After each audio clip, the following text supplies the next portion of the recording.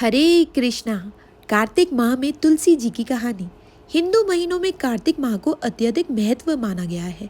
कार्तिक माह में सभी औरतें तुलसी जी को जल से सींचा करती थी। एक बुढ़िया भी थी जो कार्तिक माह में तुलसी जी को सींचने जाती थी और जब वहां जाती तो तुलसा माता से कहती कि हे तुलसी माता, सत्य की दाता, मैं तेरा बिड़वा सींचती हूँ।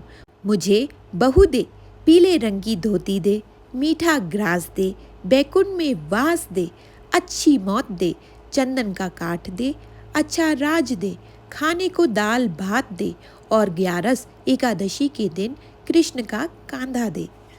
बुढ़िया माँ की यह बात सुनकर तुलसी माता सूखने लगी। तुलसी माता को यूं सूखता देख भगवान ने पूछा, हे तुलसी, तुम दिन प्रतिदिन क्यों सूखती जा रही हो? तुलसी माता ने कहा कि बस मेरे मन की मत पूछो। भगवान ने कहा कि मैं नहीं पूछूंगा तो कौन पूछेगा? इस पर तुलसी माता कहती हैं कि एक बुढ़िया आती है और अपनी बात कहकर चली जाती है।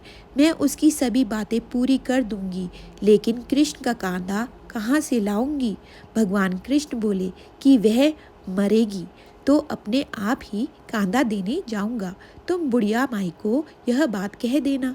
इसके बाद बुढ़िया मर गई। बुढ़िया के मरने पर सारा गांव इकट्ठा हो गया और उसका अंतिम संस्कार आने पर उसे उठाने लगे, लेकिन वह बहुत भारी हो गई जिससे उसकी अर्थी टस से मस नहीं हुई।